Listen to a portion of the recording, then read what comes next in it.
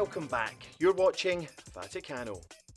In the coming weeks, Vaticano will be taking a look at the imprint Pope Benedict XVI has left on the Catholic Church and the world.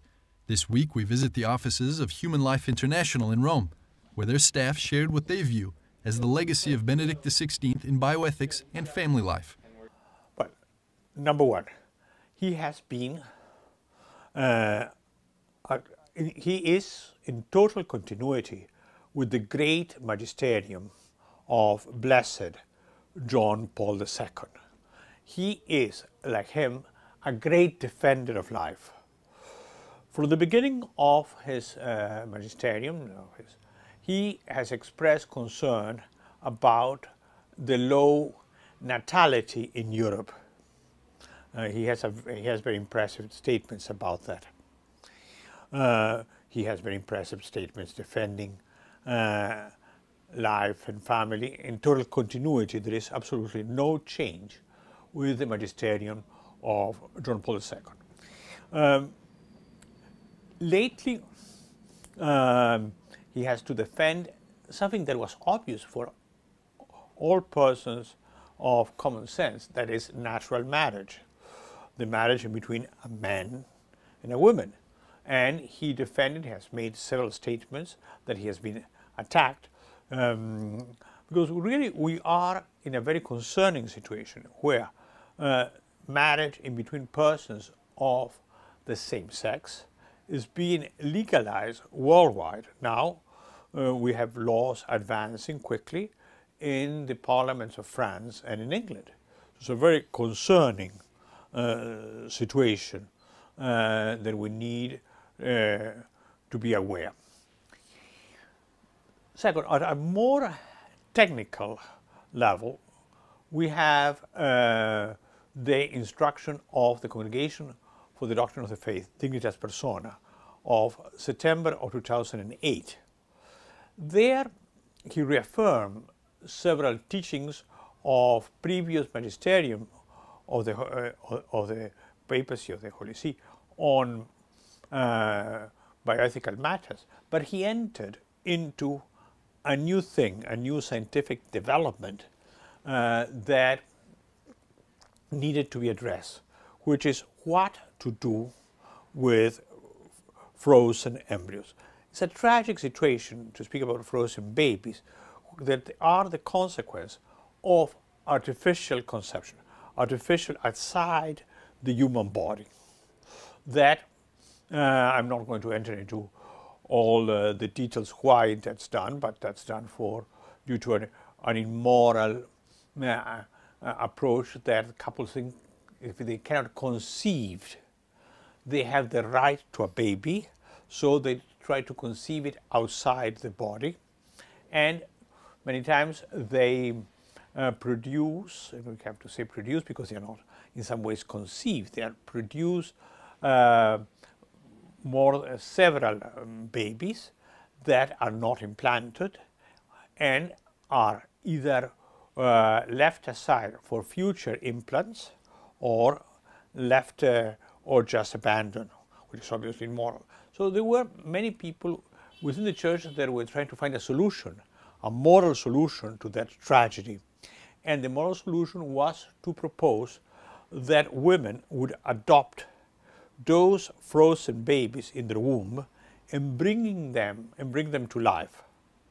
But this document that I was mentioning reached to the conclusion that that's not moral, that that's non-natural. Many of us, I myself, have to say that I was before this document of the opinion that there was a non-natural procedure, because a woman has the right and duty to have her own children, but she does not have the right to introduce a foreign body in her womb to bring this frozen baby to light. So the document concludes that section stating that regrettably there is nothing we can do to solve the situation of frozen babies. So the only thing we can do is to convince people not to do it, not to conceive babies artificially. Joseph Meaney, a Texan, is studying for a doctorate in bioethics at a prestigious Roman university. He has seen firsthand the work of the Pope in counteracting the culture of death. You know, it was very interesting for me because I was, at the beginning of his pontificate, based in Washington, D.C., and now, of course, I'm based here in Rome. But it was always very clear that there was a huge continuity between John Paul II and Benedict. But the interesting thing about Benedict, of course, is he came from a more academic background, being at the Congregation for the Doctrine of the Faith, and one got a sense, in a way, that he was a little bit of the professor. Whereas John Paul II was really out there, you know, almost not quite the actor, you know, but he was very much a person, very extroverted and constantly drawing energy from trips and constantly, you know, bringing up issues and meeting with all kinds of people, etc. And Benedict was very much more low-key and very much more academic. And one thing that just made our heart really bleed for him, in a way, was when he went on to Africa, his first trip to Africa. And on the plane, before he even landed, they asked him about the AIDS crisis. And he just said very matter-of-factly what everybody knows, that the condom is not the solution to the AIDS crisis. And, you know, public health experts, everybody is agreed about this. But the journalists on the plane just, you know, flashed out the word that Pope Benedict, you know, is against the condom, etc. And the world just kind of attacked him. And it was really amazing because, you know, I've been to Africa many times. Human Life International were present all over the continent. There in Cameroon, when he landed, the Africans themselves were wonderfully happy to see him. They accepted his message.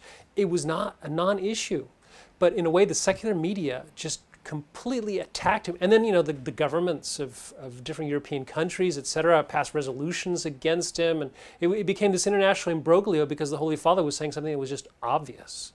And even, you know, his words were twisted, you know, and etc. So one really got the sense, in a way, that Pope Benedict was very much more attacked in some ways, even than John Paul II, and that he had to really defend himself more, and the Church more, on these issues that remain very much fundamental but bedrock issues of life and family.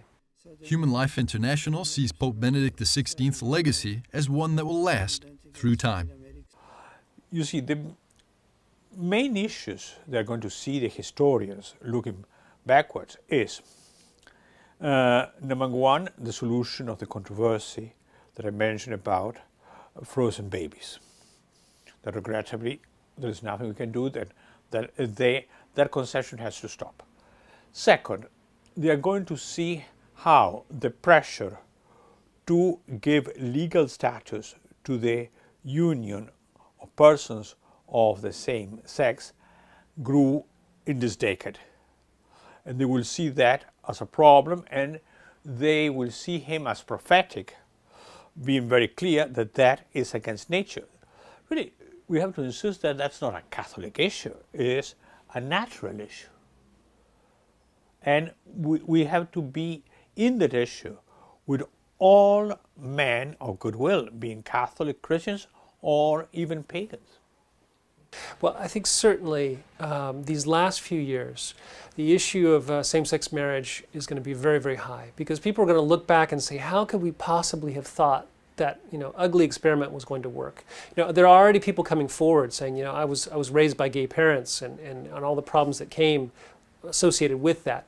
But I think that's going to come very much to the forefront. Also, I mean, in the next 20 years, the big demographic crisis is going to be hitting, you know, and then all these societies that are not having enough children just to replace their populations are going to be, you know, a majority elderly. The average age, you know, in countries like Japan, et cetera, are going to be like 60 years old.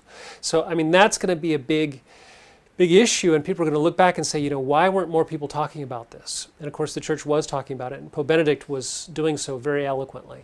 I think there's also going to be kind of a realization, a further realization about the enormity of abortion. You know, how many lives were lost to that ideology, really, of selfishness and denying the right to life to those who are born, because I think the technology, you know, has been moving in that direction, showing us the life in the womb with greater and greater clarity, and all these different scientific discoveries just proving ever more so the importance, you know, and the humanity of the unborn child.